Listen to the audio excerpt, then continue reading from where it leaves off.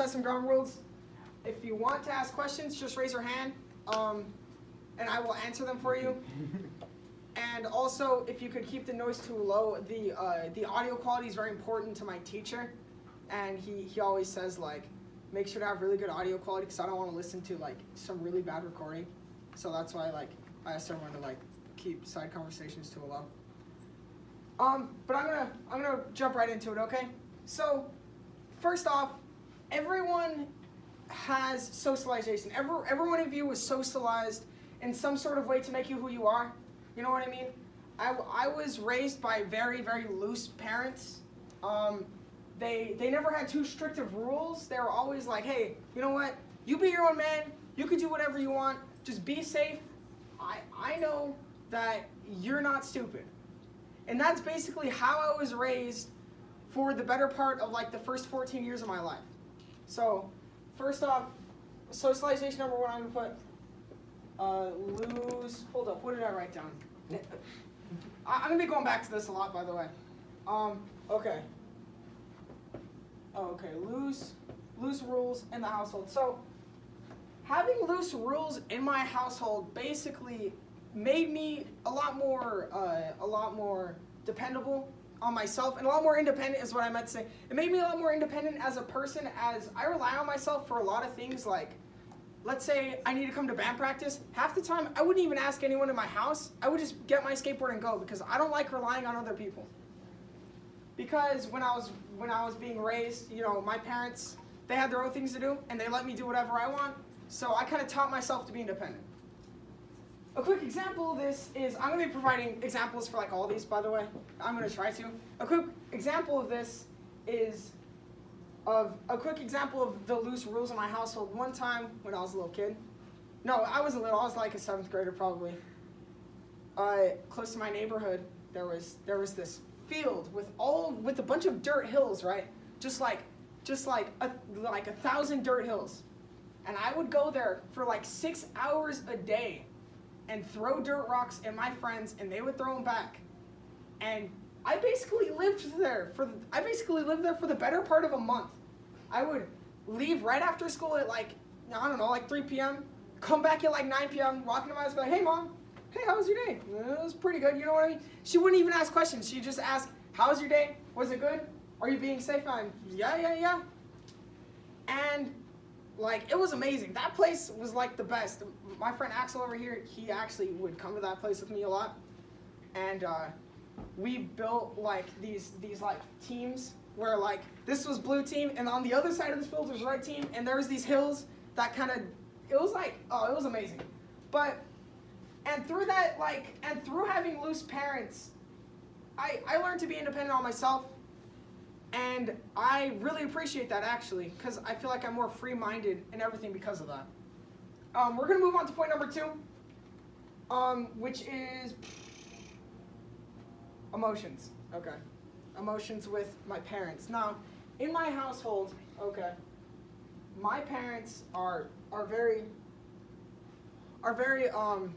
emotionally open, especially my mom. My dad, like, not really. He's kind of like, he's a manly man, you know what I mean? But my mom especially is like one of the most kindest, one of the most emotionally open people I've ever met. And I think because of that, it makes just me simply more emotionally open and easier to access my emotion than a lot of people, actually. So for point number 2, what did I put down? Okay. Being emotional. Just like oversimplification. With having very loose parents and not very strict rules, you know, my house was never really like a very, very like tense household. You know what I mean? Like, there was never a night where we were at the dinner table and none of us were talking to each other because we were all like low-key mad at each other. No. In my house, if you're mad at someone, you walk up to them and you state why you're mad and you state how they can fix it. And I think because of that, I'm just a lot easier at accessing my emotions and stating why I'm mad and understanding my emotions. And I honestly really appreciate that because I know certain people that have a huge problem with that. Have a huge problem with accessing their emotions and stating what's wrong. And I learned that especially from my mom, is being very emotionally open And I think it's just made me more of a happy person in general because, like, I don't hold anger at all.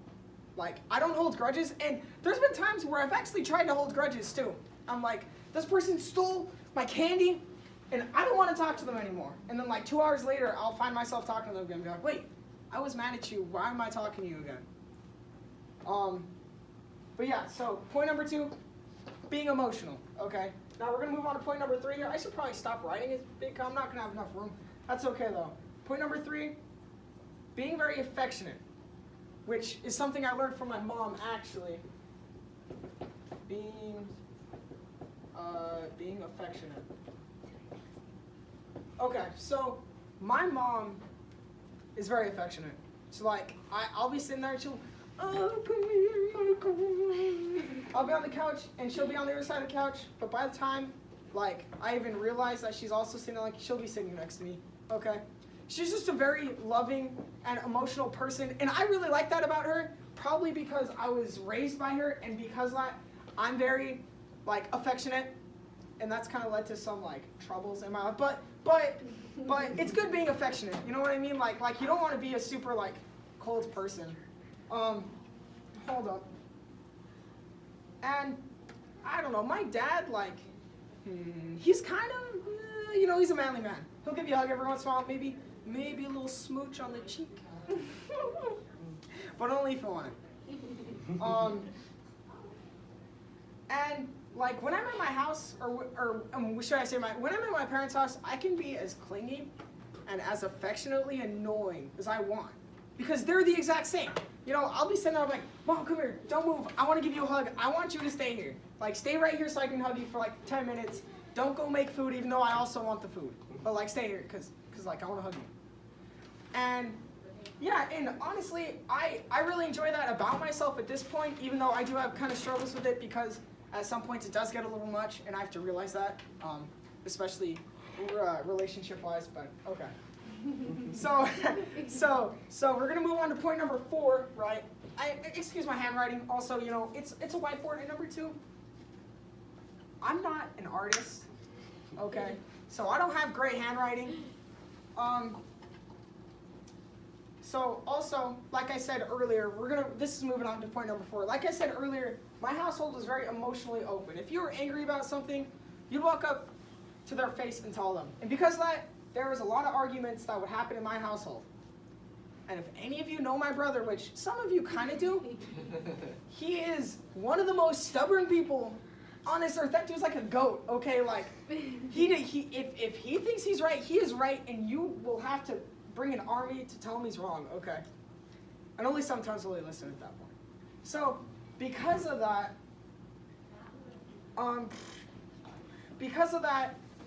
and also, my dad is like that, and I think my brother got it from my dad, but because both of those people in my household are like that, my mom is very good at just dropping an argument. She'd be like, no, you're wrong, and you're stupid, and they'll be like, shut up, you're stupid, and she'll go, okay, and then walk away, turn around and walk away. Let them fester with their anger, because that is like one of the best things you can do at that point, because they're obviously being unreasonable and stubborn. One of the best things you can do is just say, okay, you can think you're right, I know I'm right, I'm gonna walk away now. And I've learned to do that through my mom, because my dad is also a goat too. He will, if he's angry about something, God damn it, is he gonna be angry about it, okay. And because of that, my mom has just learned to say, okay, and then walk away, and let my dad fester with his anger until he lets go of it, which normally takes about 10 minutes. That's kind of how it is in my household. We're really mad about something for about 10 minutes, and then 10 minutes later, we're like, hey, you want some ice cream? Yeah, like, I'll be mad about something for about 5 minutes, and then I'll just be completely over it, like, within the same 10 minutes. It's kind of weird for some people, but that's just how my household is. We don't hold emotions very, very tightly, and that's because of my mom. So, we're going to go to point number 5 here. Oh, God, I didn't write down point number 4. Learning to let things go is point number 4, okay.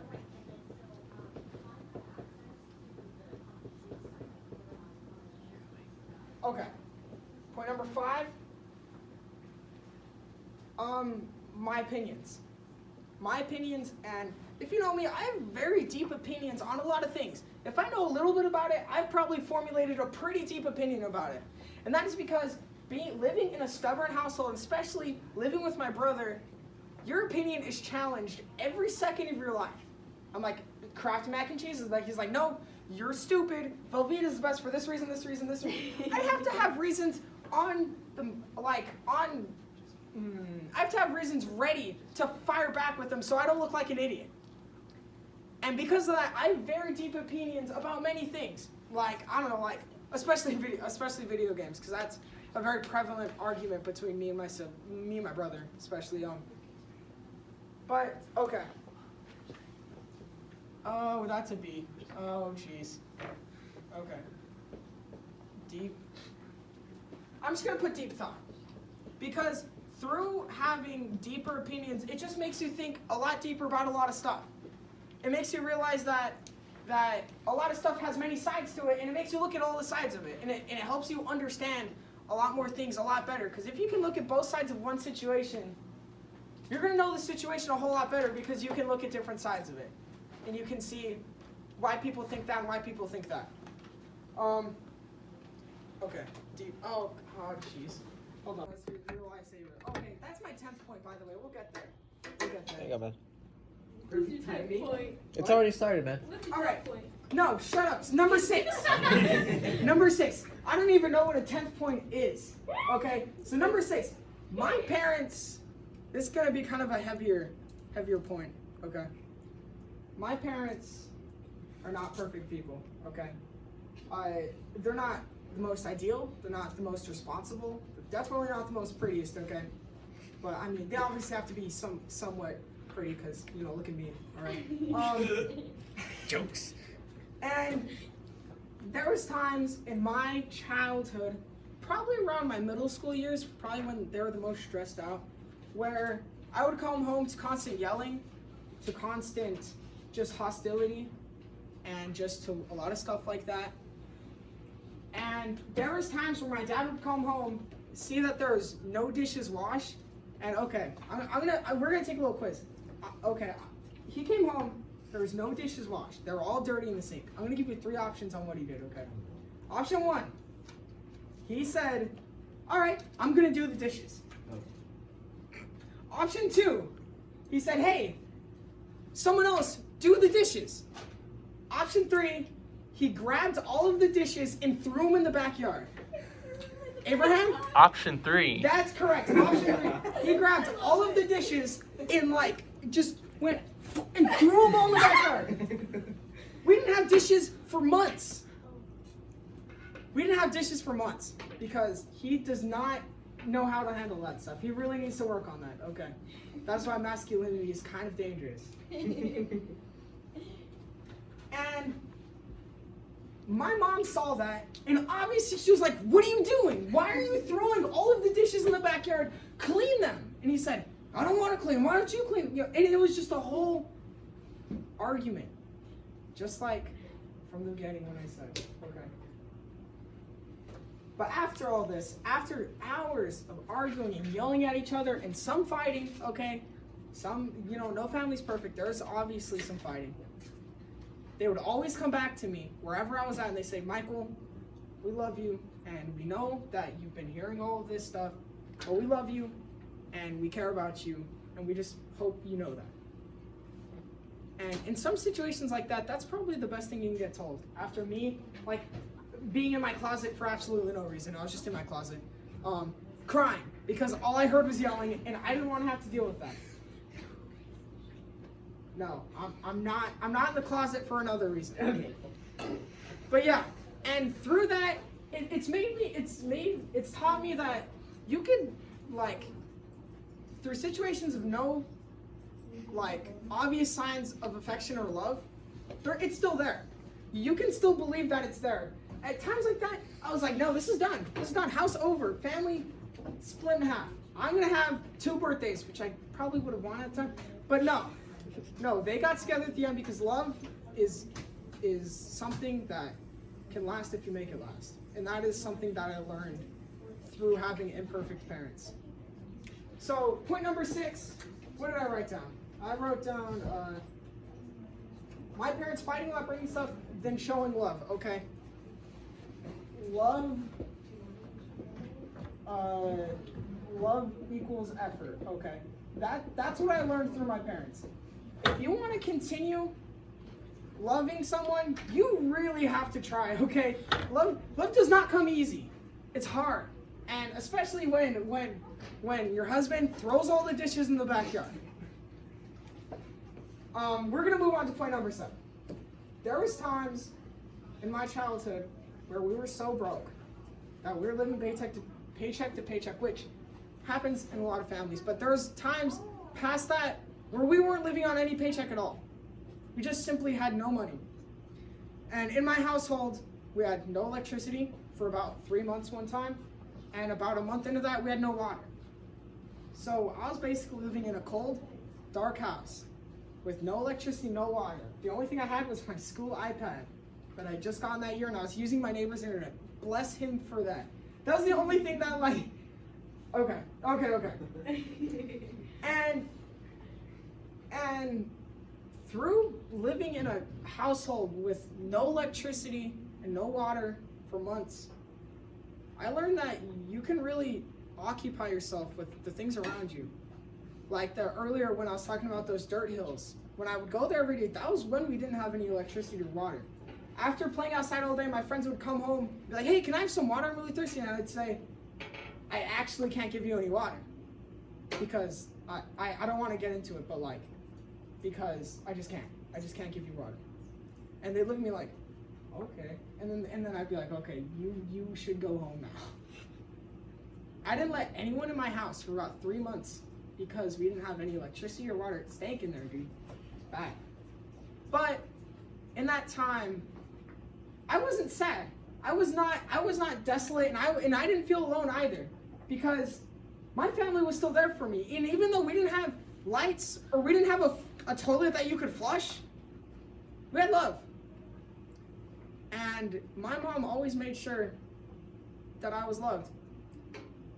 And I really appreciate that. When I look back on those times, like, I don't think of it as a super sad time. I think of it as like an interesting time. I think of it as an experience, because even though we didn't have any lights, my mom would still come in my room every night to make sure I slept, and she'd like sit on my bed with me until I fell asleep. And then she'd turn off the lantern that I had in the corner of my room, and then she'd, I don't know, go sleep or so. I don't know what they did. They didn't tell me. And just stuff like that is just super important to learn. And that's not something you can learn like being super privileged your whole life. That's not something you can learn through having a perfect family, which no family's perfect in any regard. I guarantee you every one of you can say something about your family that isn't ideal. I'm not going to ask you, but yeah. And through having an imperfect and very poor family, it's taught me some very good life skills, like to always make do with what you have, and to always keep hope, especially in those times. There was like no hope in sight. Like there was like nothing there I could have done. I just played with my Legos, like. But because of my mom, she never showed me weakness. In those times, she was probably freaking out every night, just like going, what are we gonna do? We don't have electricity or water. How am I gonna raise this kid? Like, how am I gonna make sure he's successful if we live in a cold, dark house? And she decided that she was not gonna show me any weakness. She was gonna, in my eyes, during that time, I never saw her cry. Anytime I saw her, she was upbeat, she was happy, and she, most of all, made sure that I was happy too. And, that's so amazing that she would do that for me, especially. So, for my 7th point, I'm gonna write gratefulness.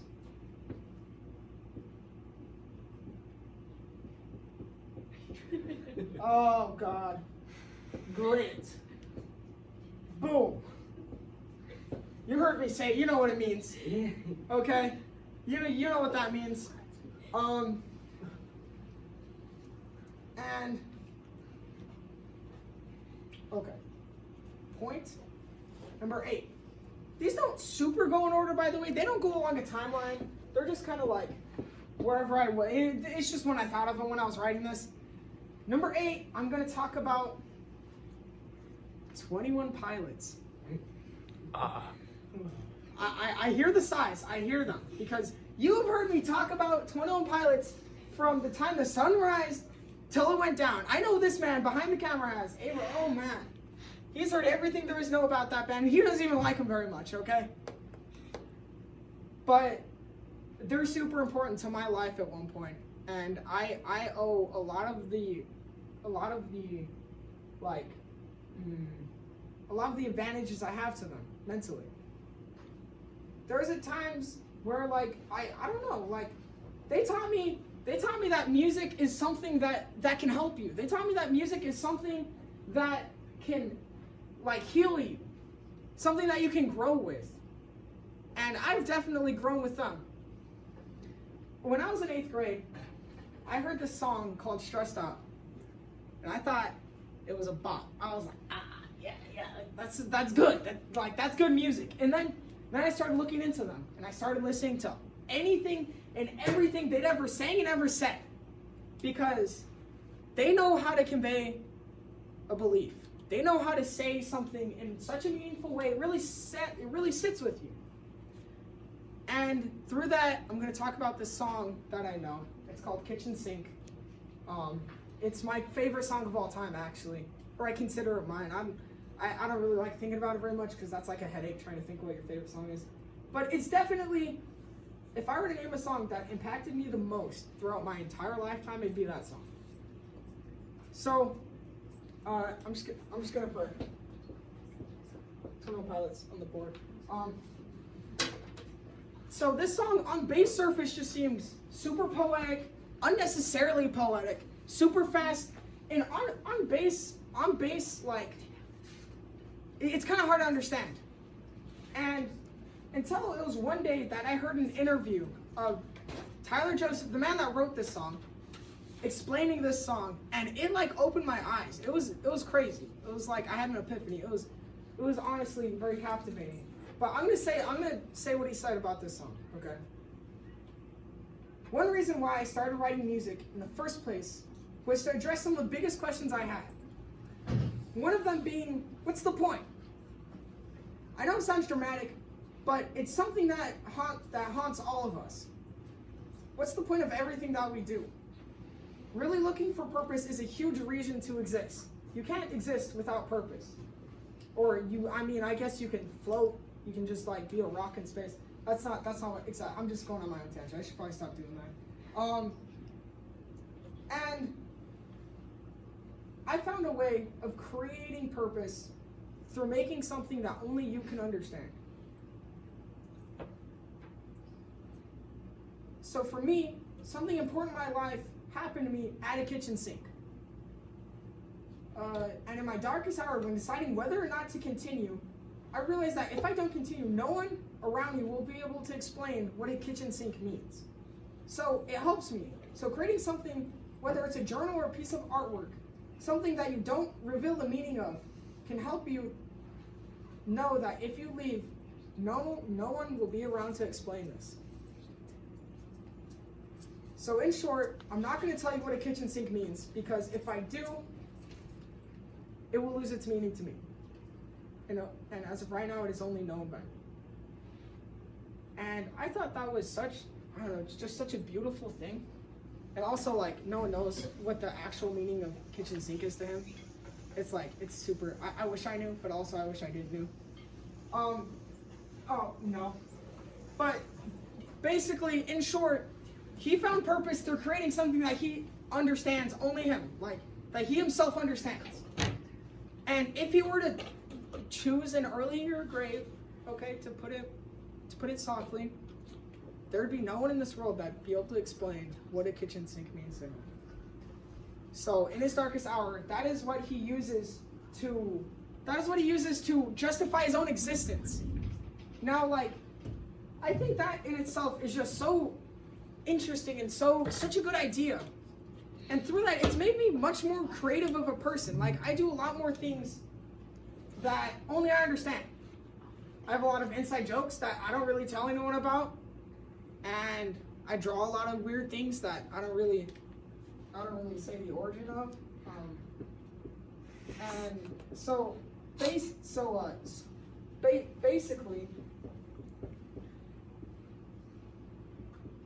oh, that's such a terrible rendition of it.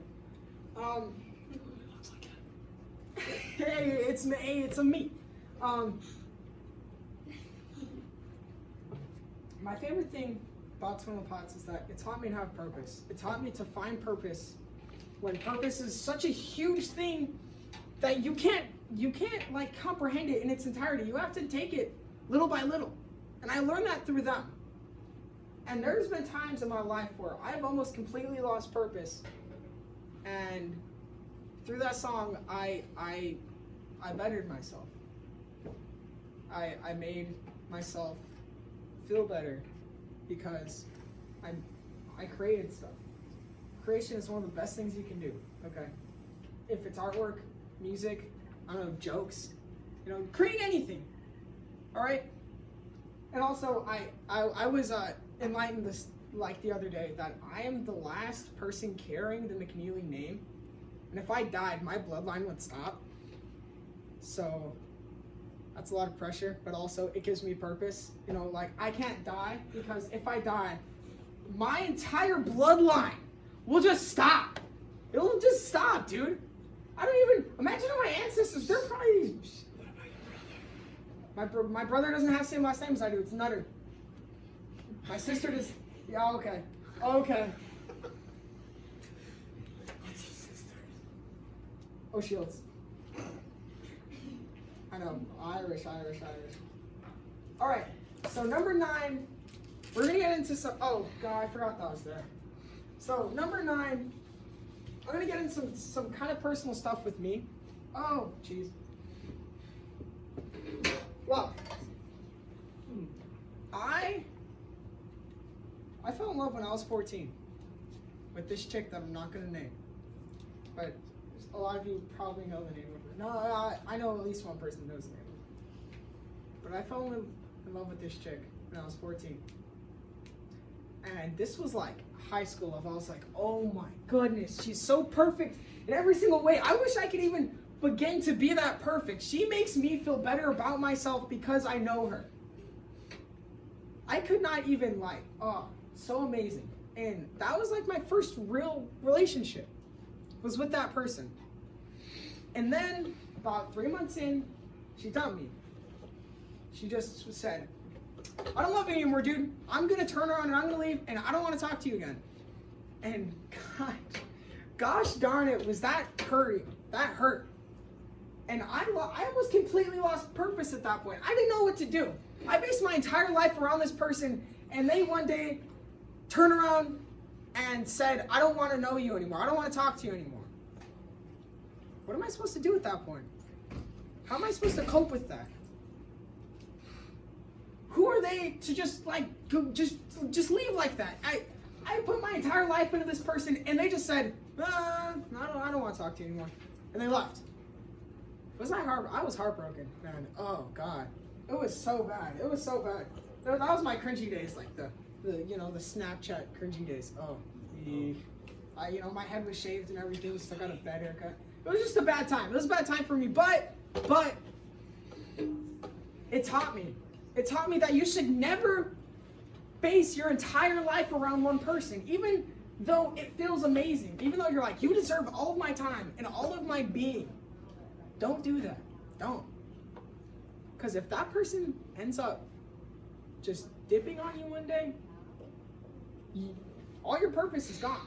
Like, who are you then? If she took all of your soul, took all of your thoughts and left, then who are you? You're just a shell. So, falling in love at 14 and then getting dumped 3 months later taught me to not base yourself entirely around one person. In any relationship, you should have a little bit of space. Keep your individuality. That's really important. And that's what that taught me. We're going to move on to point number 10, which is my last point. Okay. And a lot of you are included in this point. Point number 10 is everyone around me. Probably probably one of the biggest points on here. That's why it's kind of like written the, oh, no, they're all kind of, oh God, 8 is really big, never mind. My friends, oh my God.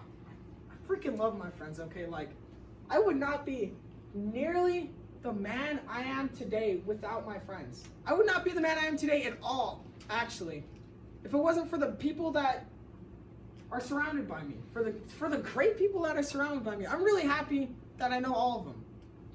I'm really happy that they all stuck around with me too. Even though there was a little bit of hardship at times, there was a little bit of argument, but I wouldn't be nearly even close to who I am without you. If you weren't there to laugh at my dumb jokes, I'll go over to that piano and just yell about the toilet paper aisle in Walmart for like 5 minutes, and people will laugh at it because people enjoy it. And it's given me so much more confidence that I didn't have before. Like my friends Axel and Abraham, for example, like they knew me in middle school. I was not nearly as confident about anything in middle school. I was like, I don't know, I was just a nerd, and that's all I ever thought about. I didn't care about anything else. You know what I mean? I never overachieved. I was just there. And that's all I really did. And I was happy. I mean, it's okay, but then once you really get confidence, once you really like get into who you are, you realize how much better it is. You realize, oh my God, I was in a cave before, and now I'm out of this cave, and I feel so much more myself. At least you ended on a period, right? Is it starting? Yeah. All right. Yeah. No, that was basically it. Hold up. Let me write it down. Oh, jeez. Oh, no. Oh, no. All right. Friends. Friends. I would not be who I am. Okay, look. If this is Michael, okay? Right here. That's Michael. That right there. If you were to take away this, that would not be there. If you were to take away this, that would not be there. If you were to take away this, that would not be there. Without any of these things, I would not be who I am. Especially this.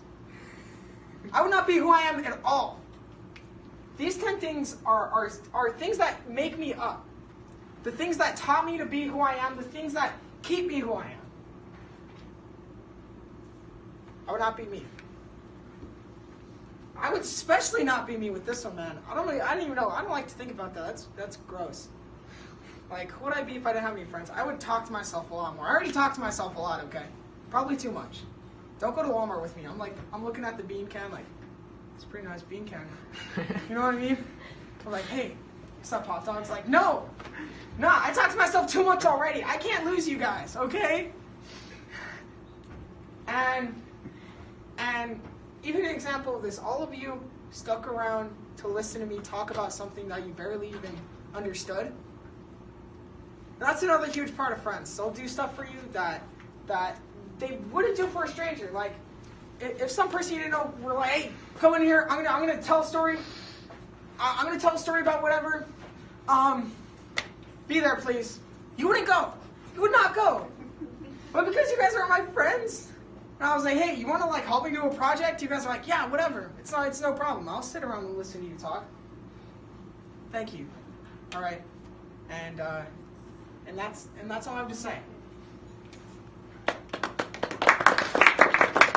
I have a question. Yeah, what's your question? Why are your legs so hairy? Oh, okay, that is because, yeah, you know what? I should write, okay, number 11, hair. And I got that from my dad, okay? It's primary. Look, I could erase the white. No, I'm just kidding. When I think Michael, I think hairy. What do you think when you think Michael? Yeah, what do you think, Abe? Funny. Oh, give me my heart bone. Okay.